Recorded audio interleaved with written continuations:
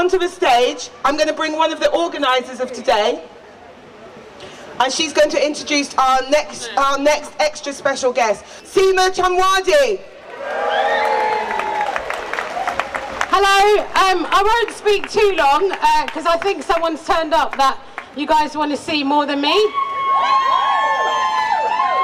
I wasn't even born in 1977, and seeing the pictures from the Battle of Wood Green they still stun me. I can't even believe that people were walking through with NF badges through our beautiful borough, and it actually makes me really ill every time I see that photograph.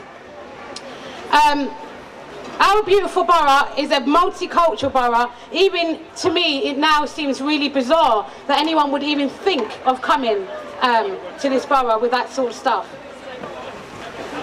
Haringey has one of the highest languages spoken. There's 255 languages spoken in Haringey. Haringey has the highest number of different religions, and Haringey still has the lowest race crime rate. And that did not happen by accident. And we should be proud of the fact that we can live together and live together in harmony. Now in Haringey, where I live, where I grew up, where I went to school, it did not happen by accident. And it happened thanks to the 3,000 residents of this borough in 1977 that told the NF to get out. And we owe them a lot, and I hope today we can say thank you.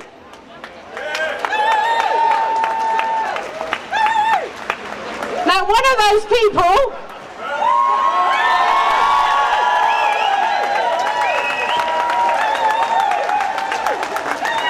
we obviously rehearsed this. One of those people who played a leading role as a local councillor in this ward was Jeremy. Do you ever get the feeling that no one's clapping for you? I'll be like that. He won't take any credit, so I decided to give him the credit. A man, when I grew up, that my dad was confused about, because xenophobia can work both ways. My dad was an Indian refugee, and due to partition, was very sceptical and cautious about white British men. And he was very sceptical about Jeremy. He could not understand why a man with the power and privilege to oppress chose not to. But Jeremy's consistency, integrity, passion for many of the issues facing ethnic minorities won my dad over and won many, many ethnic minorities in this country over. Now, I too was a bit confused about Jeremy. I was only about 6 or 7 when I first met him at a meeting. And it was only until 10 that I realised that he wasn't one of the guys that sang Saturday Night Fever. I really thought he was one of the Bee Gees. I had no idea why. Now, this event was important for me to put on because as a borough, we should never forget the struggles and the fights we had to give freedom to the people the freedoms that we have for people today. The action of Jeremy and many others 40 years ago allowed me to grow up with freedom, peace, and without fear.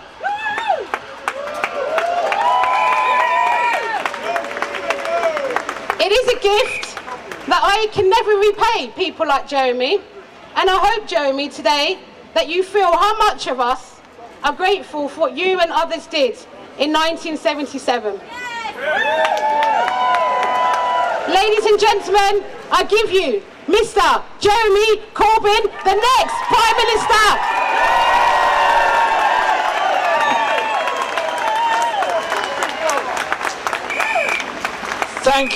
Thank you so much. And you don't know how much it means to me, and what a privilege it is to be here today.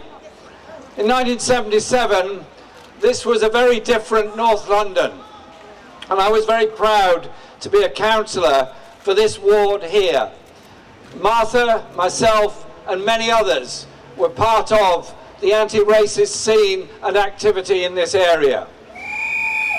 And so it's a real privilege to be alongside Martha here today, as it is Catherine, Matt Rack, and so many others.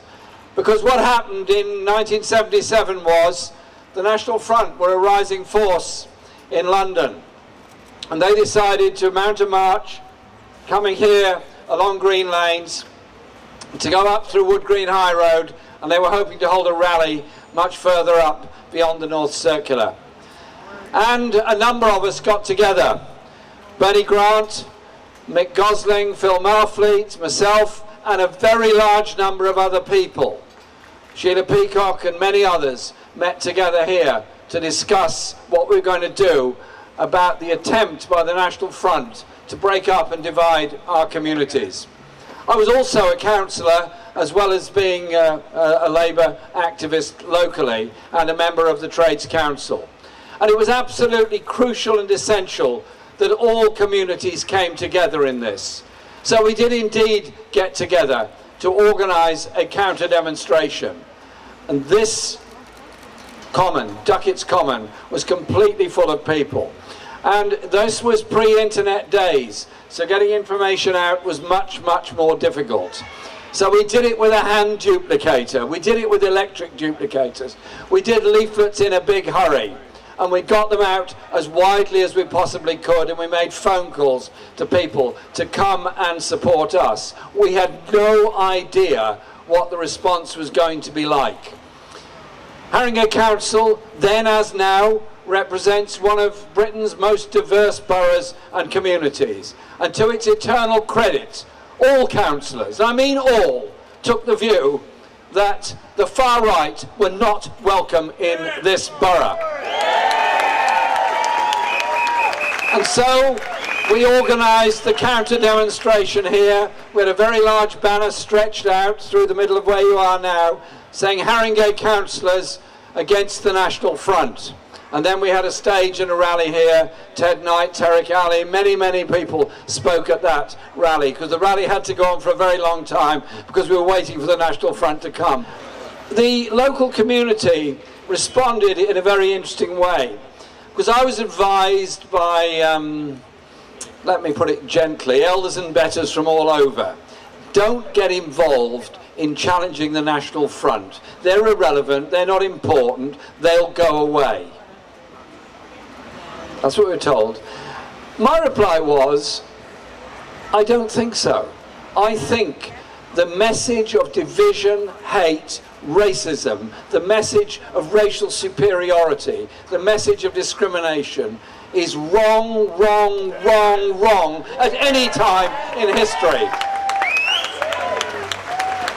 And again, to its credit, the Hornsey Journal, the local newspaper, and the NUJ chapel at the newspaper came out with an historic copy. Some of you may have seen reprints of it, which was a swastika saying 40 years on, the march of hate must be stopped. And it was again that mobilised a lot of people. So hundreds, thousands of people came here to Duckett's Common, and we, in a peaceful way, said they shall not pass, in exactly the same way that my parents' generation had stood at Cable Street in 1936 to say they shall not pass. And there were difficulties and there were problems here. I'm not pretending otherwise. But I tell you this, by standing here that day on this common to say they shall not pass, the tide turned against the rise of the far right, the intolerance and the racism that they were promoting all over London and indeed all over the country.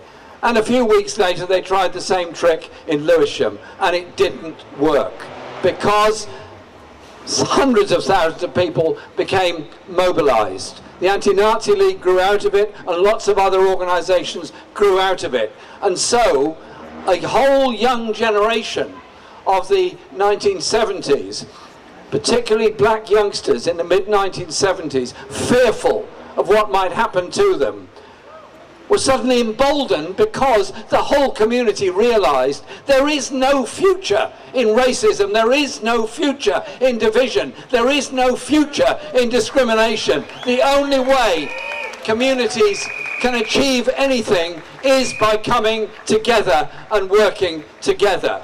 And the late Bernie Grant, sadly, is no longer with us. He went on to become one of the Haringey's MPs for Tottenham, and he was a very dear and very close friend of mine.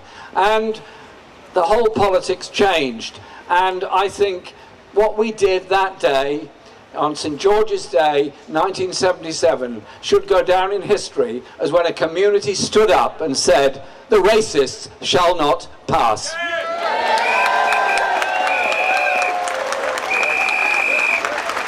And so, in the atmosphere that's happened in so many communities across this country over the last few months, the growth of xenophobia, the rise of the far right all across Europe, the anti-Semitism, the Islamophobia, the hatred that has developed in so many. I simply say this: hatred is a waste of time, a waste of energy, and saps the moral fibre of an entire community.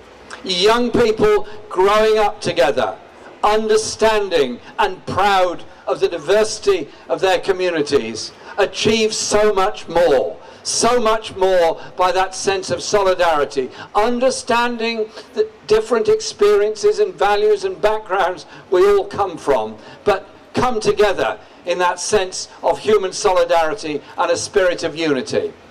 That is what we're celebrating today. What we're celebrating is the contribution that everybody can make. And so the way Martin Luther King put it in 1963 was, "Judge people by the moral and strength of their character, not anything else." Our communities come together in strength and in unity. Haringey is one of the most diverse boroughs in London in the whole country, and I'm proud to represent Islington North nearby, which isn't that different. And I'm very proud that my political experience and my education has come from people that have come to this country and made their homes here, or whose fathers, mothers and grandparents came and made their homes here and made such an incredible contribution to our society. Our health service, our education, our well-being, our diversity is enriched by the diversity of our communities. And so today, here on Duckett's Common, remember what happened before, although I'm looking out at this audience and so many of you sadly were not even born at that time, but you understand the importance of it.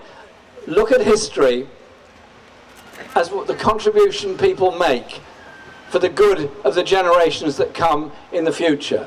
I mentioned Cable Street, I mentioned those that opposed the rise of anti-Semitism and fascism in the 1930s. And because the fascists were not defeated in the 1930s, the Holocaust happened. You can never compromise with intolerance. You can never compromise with racism. You can never compromise with those forces. Our strength together, as people together, is what makes us strong, makes our communities strong, and gives us hope and strength for the future of the kind of world we can create together. Thank you very much for inviting me here today.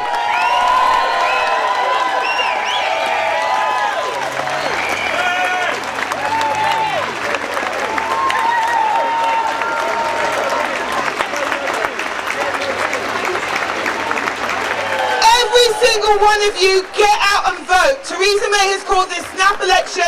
She thinks she can defeat Jeremy because she doesn't know us. We're not having it. We're going to go down to that polling station and we're voting Labour and we're voting Jeremy Corbyn to be our next Prime Minister.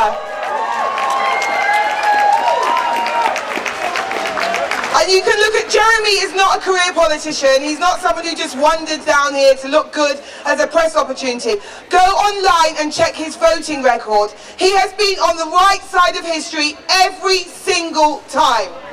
Every single time. Fighting racism, fighting apartheid in South Africa, fighting homophobia, fighting for working people.